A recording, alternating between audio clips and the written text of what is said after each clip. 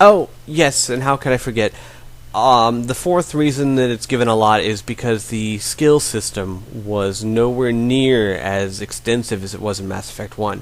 In Mass Effect 1, you had like 11 different powers that you could use. In Mass Effect 2, you had like 5 or 6, and they didn't level up that much, and they kind of... Basically, the skill tree was much more simplified. Now, these are the four reasons I can think of. If I'm missing one, I apologize, but these are the four big ones I can think of, arguments for why people say Mass Effect 2 was not an RPG or left RPG roots.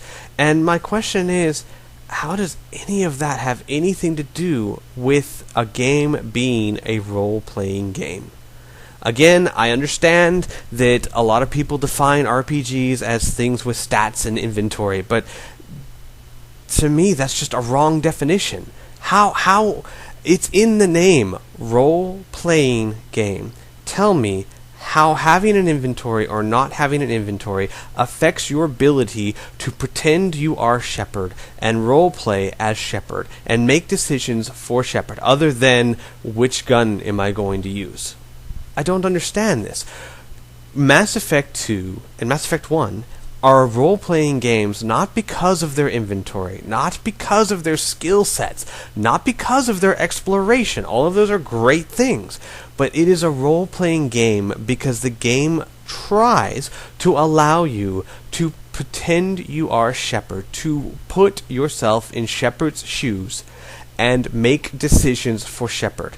Make decisions about Shepard's personality. Is he a nice person? Is he a evil person? I'm using he for the sake of simplicity. In fact, you know what? I will use she, because I don't want Shepard haters to hate me.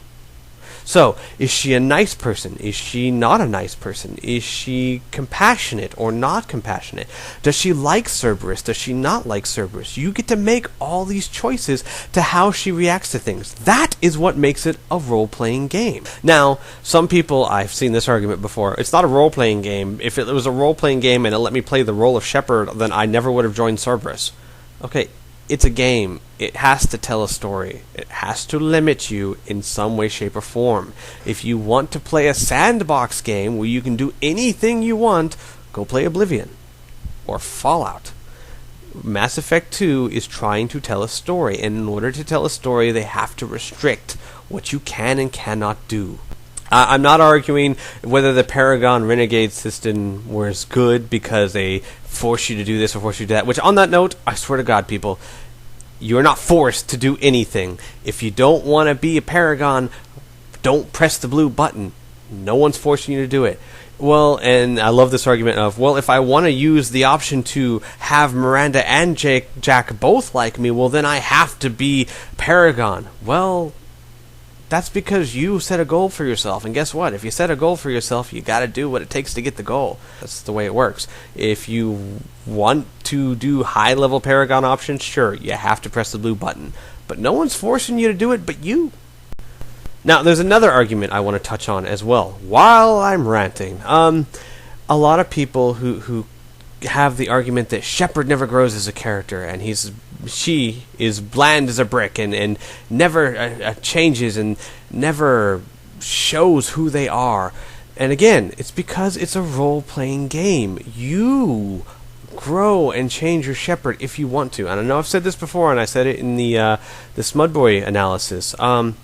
And people either aren't understanding or just aren't grasping the concept. BioWare will not cause Shepard to change because that is your job. You want character growth and character development? Start your Shepard off as a renegade. Start him off as a human lover. Because he's human. Yeah, I love humans. You know what? Hell, I'm a human lover. I'm not very fond of platypuses. But you know what I'm saying. Make him a renegade that hates aliens. Then have him meet Liara, and have him have some conversations with Liara, and start to like Liara, and start to understand that Liara has a point when she says that humanity is seen as kind of a bully. And then have him work with the other aliens in his crew, and start to realize that maybe aliens aren't what he thought they were. And then by the end of Mass Effect 1, he saves the Council. Boom! Character growth and development that you gave your Shepard. That's the point. That's what you're supposed to do. You grow your shepherd if you want to. That way, if you want your shepherd to be stoic and never change, you have that option. If you want him to change and grow, you have that option. That is your choice, not BioWare's. They're not shoving it down your throat.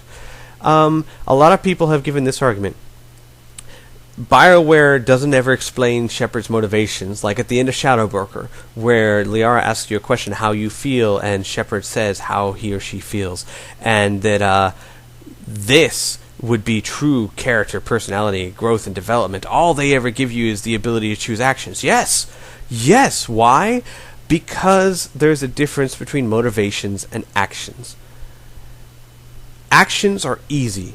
Why? Shepard can pull out a gun. There could be any number of reasons why he pulls out the gun. You can inject your own motivation into Shepard to still make Shepard yours, to still identify with Shepard, to still pretend you are Shepard. Actions are easy because there can be any motivation whatsoever. You saved that person. That's an action. Why'd you save him? I don't know. Maybe you liked that person. Maybe you just thought that it was useful to get more information out of him. Maybe you saved him because you thought it might help you somewhere down the road with someone else, but you didn't really care about him at all. That's all up to you, and you can create whatever motivation you need to make that action fit your Shepard. Motivations, on the other hand, which is what happened at the end of Shadow Broker and what you guys are talking about, are a very tricky subject. Why? Because they're non-negotiable. Let me give you an example. Let's say your Shepard loves the idea that the Reapers are coming because he loves the challenge. He is out there and he loves pitting himself against unsurmountable odds and just to test himself. So his feeling is exhilaration, excitement at the challenge, and willingness to do whatever it takes. And you ask the question, how do you feel about the Reapers attacking the universe? And you're given three options. Option A, you're sad because so many people are going to die. Option B, you're pissed off because no one's helping you. Or option C, you're really scared. Well, now what? Now what do you do? Because your Shepard's none of those things. Your Shepard's not sad that other people are dying. He doesn't care. He's excited about the adventure of it. He's not angry that other people aren't helping him. Hell, he's probably happy for it. It gives him a chance to shine. And he's definitely not afraid. He's ready to go. He can't wait. So what? What do? You can't reconcile your motivation with those motivations given to you. Therefore, you can't identify with the Shepard anymore. This is no longer your Shepard. You are not Shepard. You're simply watching Shepard's story now. You either have to completely ignore that dialogue completely, or you have to detach yourself from the avatar and go from actually playing the role of Shepard to simply watching Shepard go through his story. So motivations are extremely hard to do. Self-analysis is extremely hard to do. Now, they did it brilliantly with Shadow Broker. Why? Because they asked you a very broad question and gave very specific responses. Liara asked you, how do you feel? How are you doing? And you had very specific responses of, I'm pissed off that no one's helping us. I'm worried. I forget the other one off the top of my head. But the reason they did this is because the question is so broad that everyone's probably feeling 100 different emotions. Your Shepard probably has 100 different thoughts going through their mind when asked a question like that. And most people have felt at least one of those three options. So, it's still easy to fit this to your Shepard. Most of us, 90% of us who have played Mass Effect have been pissed off at the Council at one point in time or another because of their blind ignorance. So, even if your Shepard's not really upset all the time that no one's helping them, he's at least felt that way once or twice. So you can say that option and still have it fit your Shepard, because it was a very broad topic and very specific answers. So I thought they did that part brilliantly. But the point is, you guys kept saying that, Shepard's growth and development, they should have explained more about how Shepard feels. Shepard should have explored his own feelings and motivations. And the problem is, if his feelings and motivations do not match your feelings and motivations, it's no longer a role-playing game. It is simply you watching an interactive movie. So, yeah. That's pretty much it. That's my ranting right there. Feel free to comment and rage against me. I can take it. So, I'll see y'all later. Toodles and all that. Take care. Floss daily. Try not to get run over by any cars. I hear that is bad for your health. Alright? Bye, everybody.